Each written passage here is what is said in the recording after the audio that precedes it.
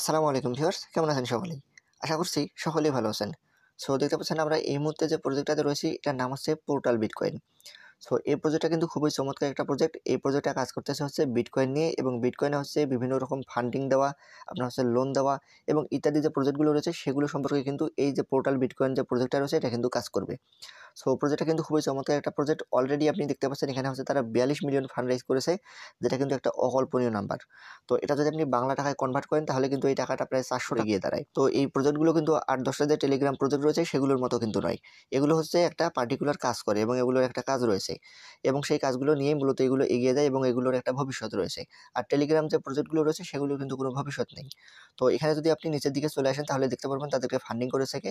এখানে আপনি দেখতে পারেন সবার উপর হচ্ছে কয়েনবেস ভেঞ্চার রয়েছে, OKX ভেঞ্চার রয়েছে এবং হচ্ছে Gate.io যে এক্সচেঞ্জার রয়েছে সেই Gate.io এক্সচেঞ্জারও কিন্তু তাদেরকে এখানে ফান্ডিং করেছে। তার মানে বুঝতেই পারছেন এটা কিন্তু বিশাল বড় একটা প্রজেক্ট এবং সেই সঙ্গে এই প্রজেক্টটা কিন্তু খুবই স্ট্রং একটি প্রজেক্ট। তাই এই প্রজেক্টটা কোনোভাবেই মিস দেওয়া যাবে না। অন্যান্য যে ৮-১০টা ডিভিন প্রজেক্ট রয়েছে সেগুলোর মতো কিন্তু এটা নয়। এটাতে জয়েন করার সিস্টেমটা একটু ভিন্ন। তো এই প্রজেক্টটা কিন্তু সম্পূর্ণ ইনিশিয়াল লেভেলে রয়েছে। তো তাই আপনি কিভাবে জয়েন করবেন সেই প্রসেসটি মূলত এই ভিডিওর মাধ্যমে আমি আজকে আপনাকে দেখিয়ে দেব। সো জয়েন করার জন্য আপনাকে যেটা করতে হবে, আপনি চলে যাবেন হচ্ছে এই ভিডিওর ডেসক্রিপশন বক্সে। সেখানে একটি টুডে অফার লিঙ্ক নামে আপনি লিঙ্ক দেখতে পারবেন। সো আপনি সেই লিঙ্কের মধ্যে একবার ক্লিক করে দেবেন। যখন আপনি লিঙ্কের মধ্যে ক্লিক করে দেবেন তখন হচ্ছে আমাদের টেলিগ্রাম চ্যানেলের এরকম একটি পোস্টের মধ্যে আপনাকে নিয়ে আসবে। তো আপনি কি করবেন, এখানে দেখতে পাচ্ছেন এই যে উপরে যে অপশনটা রয়েছে এই যে ডাউনলোড এক্সটেনশন, এই লিঙ্কটার মধ্যে আপনি চেপে ধরে থাকবেন।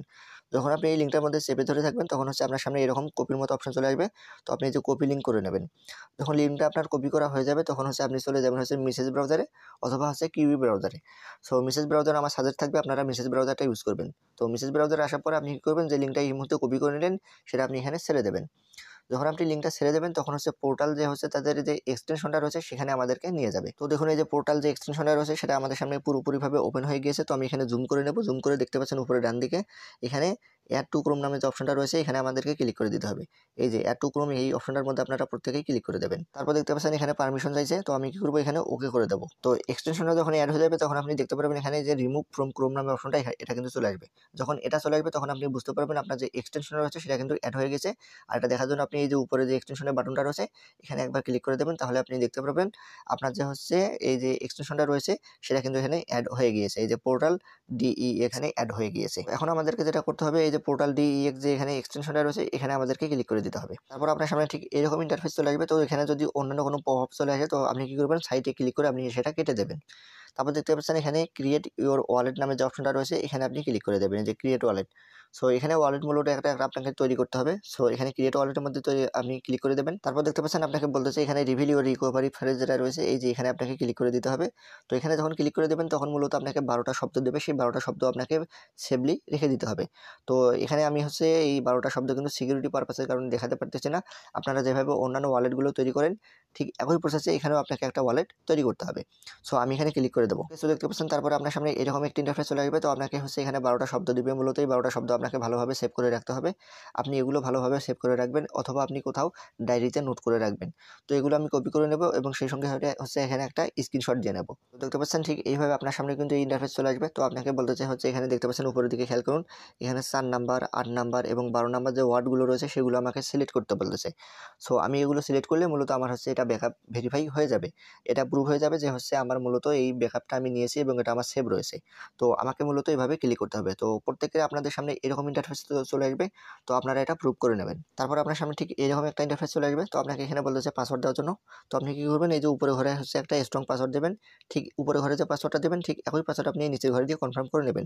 তো পাসওয়ার্ডটা অবশ্যই আপনি একটা স্ট্রং পাসওয়ার্ড দেবেন। তো পাসওয়ার্ড দেওয়া হয়ে গেলে তারপর আপনি দেখতে পাচ্ছেন এখানে কন্টিনিউ নাম যে অপশনটা রয়েছে নিচের দিকে এই কন্টিনিউতে ক্লিক করে দেবেন। তাহলে বাস আপনার কিন্তু এখানে একটা অ্যাকাউন্ট তৈরি করা হয়ে যাবে। সেই সঙ্গে আপনাকে এখানে মূলত টার্মস অ্যান্ড কন্ডিশন এখানে ভেরিফাই করতে হবে। এজন্য এই যে ঘরটার মধ্যে টিক মার্ক দিয়ে দেবো। দেন হচ্ছে আই অ্যাকনলেজ এখানে ক্লিক করে দেবো। সো দেখতে পাচ্ছেন আমার কিন্তু এখানে অ্যাকাউন্ট তৈরি করা হয়ে গেছে। আমাকে বলতেছে আমি যদি এখন এটা ইউজ করতেছি তাহলে আমাকে শুধু এই যে এক্সটেনশন এখানে ক্লিক করে দিতে হবে এবং হচ্ছে তাতে যে পোর্টাল ডেস্ক রয়েছে এখানে ক্লিক করে দিলেই মূলত আমার এখানে অ্যাকাউন্টটা চালু হয়ে যাবে। কিন্তু আমাদের কিন্তু কাজ এখনো এখানে শেষ হয় নাই। এখানে আরও একটা কাজ আপনাদেরকে করতে হবে। সো সেটা করার জন্য আপনি চলে যাবেন হচ্ছে আবারও আমাদের যে টেলিগ্রাম চ্যানেল রয়েছে সেখানে। সো টেলিগ্রাম চ্যানেলে আসার পরে আপনি দেখতে পাচ্ছেন এখানে যে গো হেয়ার অ্যান্ড কানেক্ট ওয়ালেট যে অপশনটা আপনি দেখতে পাচ্ছেন এখানে, এই যে এই লিঙ্কটা আপনাকে কপি করে নিতে হবে। সো আপনি এখানে ক্লিক করে দেবেন, ক্লিক করে ধরে থাকবেন আবারও আগের মতো, তারপরে এখানে কপি লিঙ্ক করে নেবেন। ওকে, কপি লিঙ্ক যখন করা হয়ে যাবে তখন হচ্ছে আপনি আবারও মেসেজ ব্রাউজারের মধ্যে চলে যাবেন।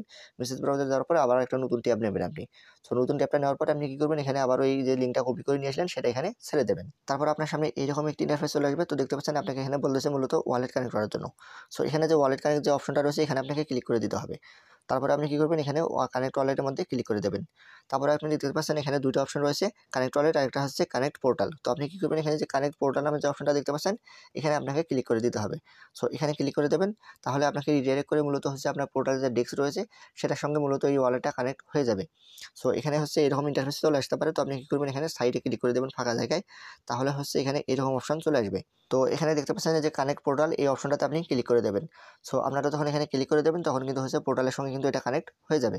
বাস তারপরে এতটুকুই। আপনি হচ্ছে আবার ওটা চেক করার জন্য আপনি কী করবেন, এই যে কানেক্ট ওয়ালেটের মধ্যে আবারও ক্লিক করে দেবেন, তাহলে দেখতে পারবেন আপনার যে পোর্টাল যে এক্সটেনশনটা রয়েছে সেটার সঙ্গে মূলত হচ্ছে এটা কিন্তু কানেক্ট হয়ে গিয়েছে এবং আপনাকে বলেছে এখানে ডিসকানেক্ট করার জন্য।